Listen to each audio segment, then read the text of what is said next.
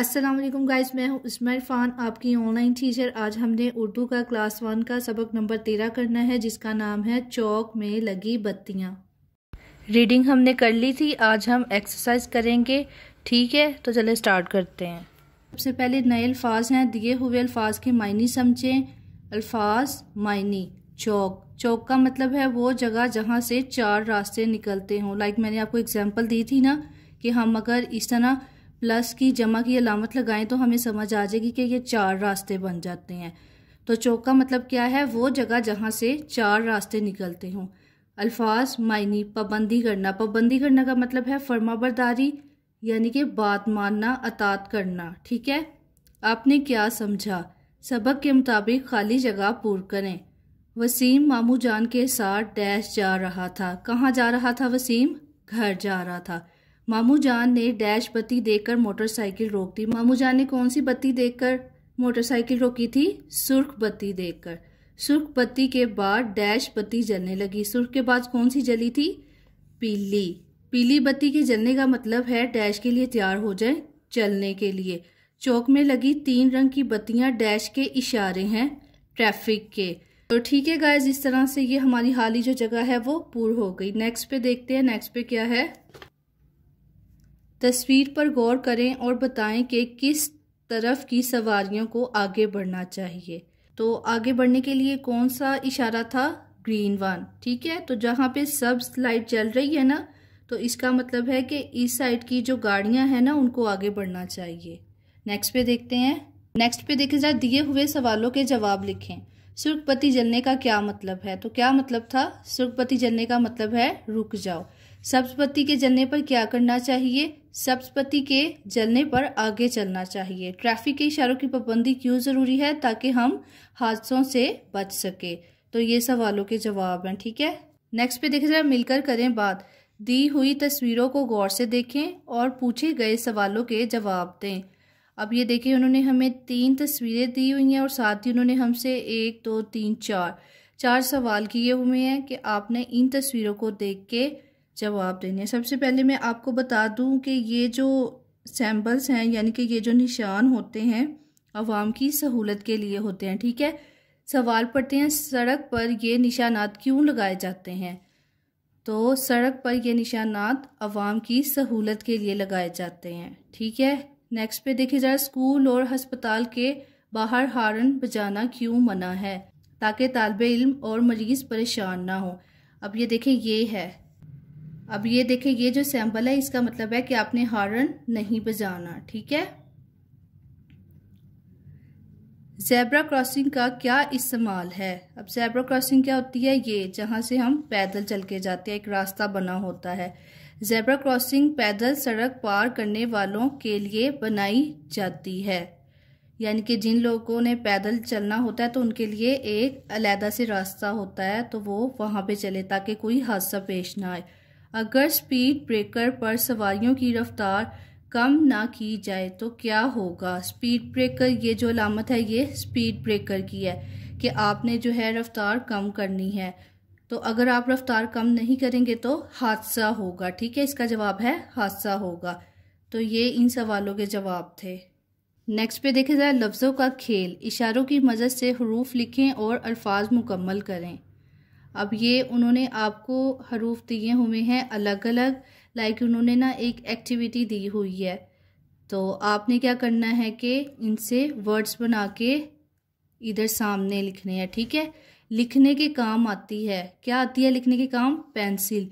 तो पेंसिल को बनाने के लिए हमें पे चाहिए था, नून चाहिए था, सीन चाहिए था और लाम। तो ये जो पहला हमारा है ये पेंसिल बन गया। ठीक है, दूसरा देखिए, जिस्म का हिस्सा है सर। तो सर के लिए हमें क्या चाहिए? सीन चाहिए और रे चाहिए। तो ये सीन रे सर बन गया। एक फल है, एक फल हमने ढूंढना है तो अंगूर। ठीक है, तो अंगूर हम कैसे बनाएंगे? ये रहा, अलिफ, नून, काफ और वाव। नेक्स्ट पे देखिए जरा, एक सवारी है गाड़ी। अब गाड़ी के हमने ढूंढने हैं तो गाफ अलिफ गा, रे छोटी री, गाड़ी। इससे हवा मिलती है। अब हमने पंखा बनाना है तो पंखे के लिए हमें चाहिए पे, नून और अब पंखे के लिए हमें चाहिए पे, नून, ख और अलिफ, तो पंखा बन जाएगा। ठीक है। सफाई के काम आता है झाड़ू। अब झाड़ू के हमें चाहिए तो यहाँ पे झ, अलिफ, रे, वाड़ू, झाड़ू। ये जो हैं ये हरूफ हमने खुद ऐड किए हुए हैं ताकि हम वर्ड्स बना सके। ठीक है। तो ये झाड़ू बन गया।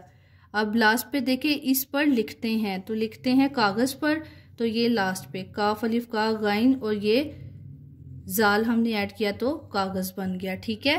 तो इस तरह से इनको कंप्लीट करना था। नेक्स्ट पे देखें, ज़रा कवायद सीखें, इन जुमलों पर गौर करें, देखें कि गा, गी ये कहाँ इस्तेमाल होते हैं। अब जो गा है वो 1 पर्सन, एक इंसान के लिए, बॉय, गी जो है वो लड़की के लिए, और गे जो ज़्यादा लोगों के लिए या ज़्यादा चीज़ों के लिए आएगा। ठीक है। तो फ़ख्र खाना खाए गा, ये उन्होंने आपको एग्जाम्पल दिया है कि आप लोग को पता चल जाए। तो फ़ख्र एक है ना, तो इसलिए उसके साथ गा आया। सना मेरे घर आएगी, अब सना लड़की है तो उसके साथ गी है। हम स्कूल जाएंगे, अब हम ज़्यादा हैं तो गे आएगा। ठीक है। गा गी लगाकर खाली जगह पुर करें। अब हमने खुद पुर करनी है। हम शाम को खेलने के लिए इकट्ठे होंगे, क्योंकि हम ज़्यादा हैं ना तो हम गे आएगा। अब्बू बकर हमारे साथ जाएगा, अब अब्बू बकर एक है ना तो गा आएगा। सादिया अपने घर से आएगी, क्योंकि वो एक है ना तो गी आएगा। हम सब मिलकर खेलेंगे, हम है ना ज़्यादा हैं तो गे आएगा। खूब मज़ा आएगा, अब इधर गा आएगा। ठीक है। तो इस तरह से हमने ये खाली जगह पूरी करनी है। नेक्स्ट पे देखें, ज़रा पढ़ें। दी हुई इबारत को दुरुस्त तलफ़्फ़ुज़ और रवानी से पढ़ें। लाइक जैसे हमें एक पैराग्राफ मिला होता है ना, वैसे ही रीडिंग के लिए। छोटे बच्चे सभी को अच्छे लगते हैं, लेकिन कुछ लोग छोटे बच्चों को नुकसान पहुंचाते हैं। ऐसे लोगों से बचने के लिए कुछ बातों का ख़ास ख्याल रखना चाहिए। जिसे आप जानते नहीं उससे कुछ भी लेकर ना खाएं। किसी अजनबी के साथ कहीं ना जाएं। अगर कोई आपको इस तरह से छुए कि आपको अच्छा ना लगे तो उसे सख्ती से मना करें। ऐसी हर बात अपने अम्मी अब्बू को बताएं। अब ये जो है पैराग्राफ, इसमें बहुत अच्छी बातें बच्चों को सिखाई गई है। लाइक बच्चे इनोसेंट मासूम से होते हैं ना, तो उनको पता नहीं होता, तो ये उनको समझाने के लिए कुछ बातें हैं कि अगर आप किसी को नहीं जानते तो आपने उसे कुछ नहीं लेके खाना। ठीक है। और किसी के साथ कहीं जाना नहीं। और सबसे बड़ी बात है, जो भी हमारे साथ हो ना, वो हमें अपने अम्मी अब्बू के साथ ज़रूर शेयर करना चाहिए, ताकि अम्मी अब्बू जो हैं वो हमें गाइड कर दे कि हमें क्या करना चाहिए और क्या नहीं करना चाहिए। ठीक है। नेक्स्ट पे देखें, उन्होंने हमें एक तस्वीर दी हुई है, हमने बताना है कि हादसा कैसे पेश आया। तस्वीर में हम देख सकते हैं कि एक गाड़ी जो है वो बाइक के साथ उसकी टक्कर हो गई है। ठीक है। अब ये मैं आपको ना थोड़ा सा क्लियर कर दूं कि इन्होंने ना ग्रीन लाइट, सब्ज बत्ती जो है ना उसको हाईलाइट कर दिया, जबकि रेड लाइट को हाईलाइट होना चाहिए था। ठीक है। ये तस्वीर में ना थोड़ी सी मिस्टेक हो गई है, क्योंकि हमने सामने वाली जो लाइट्स हैं उनको देखना है। अब बाइक जिस साइड से आ रही है ना, उनकी ग्रीन लाइट ऑन थी, इसलिए उधर की जो व्हीकल्स है ना वो आ रही हैं। अब जो गाड़ी है ना उसकी रेड लाइट ऑन थी। ठीक है। इसीलिए हमें वो बता रहे हैं कि सामने जो आ रही थी ना कार, उसने रुकना था रेड लाइट पर वो नहीं रुकी, और इस वजह से जो सामने मोटरसाइकिल आ रही थी ना उसके साथ उसकी टक्कर हो गई थी। तो ये जो हादसा है ना ये गाड़ी के ना रुकने की वजह से पेश आया था। ठीक है। तो ये थोड़ा सा आपने ठीक कर लेना है बुक में। नेक्स्ट पे देखे जाए, कुछ नया लिखे। दी हुई तस्वीर को गौर से देखे, चंद जुमले लिखकर बताएं कि ये हादसा कैसे पेश आया। अब ये देखें, उन्होंने एक हमें तस्वीर दी हुई है जिसमें कि हादसा पेश आया, एक गाड़ी जो है वो बाइक के साथ टकराई हुई है। अब वो कह रहे हैं आपने बताना है कि ये कैसे पेश आया है। ठीक है। तो सुर्ख बत्ती जल रही थी, कार वाले ने इशारे की परवाह ना की और कार आगे बढ़ा दी, इसलिए दूसरी तरफ से आने वाली मोटरसाइकिल से टक्कर हो गई। अब देखिए, कार वाले की गलती थी कि सुर्ख बत्ती जल रही थी तो फिर भी उसने गाड़ी चला दी। उसको रुकना चाहिए था, क्योंकि इधर से जो आ रही थी ना गाड़ियाँ और बाइक्स, उनके लिए ग्रीन थी, तो वो लोग आ रहे थे, और इधर से जिन लोगों ने आना था उनके लिए रेड थी कि वो रुक जाएं। पर ये जो गाड़ी वाला है ये नहीं रुका, तो इस गाड़ी वाले की वजह से ये मोटरसाइकिल वाले के साथ इसकी टक्कर हो गई और हादसा पेश आ गया। इसीलिए बेसिकली ना वो इस पिक्चर में हमें समझाना चाह रहे हैं कि हमें जो है सिग्नल्स को फॉलो करना चाहिए, वरना हादसा पेश आ जाता है। ठीक है। नेक्स्ट पे देखे जाए, देखिए और बताएं कि कौन सा निशान किस लिए इस्तेमाल होता है। अब ये जो सैंपल्स हैं इनका कोई ना कोई मकसद तो होगा ना बनने का, तो वो हमसे पूछ रहे हैं कि कौन सा निशान किस बात के लिए बना, कि हमें इस निशान को देखकर क्या करना चाहिए। तो ये जो सैंपल है इसका मतलब है दाएं तरफ मुड़ें, ठीक है। और ये जो सैंपल है इसका मतलब है ज़ेब्रा क्रॉसिंग। और ये जो सैंपल है इसका मतलब है नो पार्किंग, कि आपने यहाँ पे गाड़ी खड़ी नहीं करनी। और ये जो सैंपल है इसका मतलब है मोबाइल सिग्नल्स नहीं हैं, ठीक है।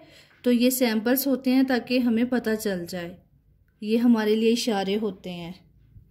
लास्ट वाला देखिए, किसी एक निशान की तस्वीर बनाएं। अब उन्होंने कहा है कि आपको जौन सा भी अच्छा लगता है ना, कोई एक सा सैंपल निशान, उसकी आपने पिक ड्रॉ करनी है। तो आप किसी की भी कर सकते हैं जो आपको अच्छा लगता है, ठीक है। तो गाइज हमारा जो सबक नंबर 13 है, चौक में लगी बत्तियां, ऑलरेडी कंप्लीट हो चुका है। आई होप आप लोग को समझ आ गई होगी कि इस सबक की रीडिंग किस तरह से करनी है और मश्क किस तरह से करनी है। Thanks for watching, thank you so much. अगर आपको मेरी वीडियो अच्छी लगी तो मेरे चैनल को सब्सक्राइब, लाइक एंड शेयर कर दें। नेक्स्ट वीडियो में मिलेंगे, तब तक के लिए अल्लाह हाफिज़, टेक केयर।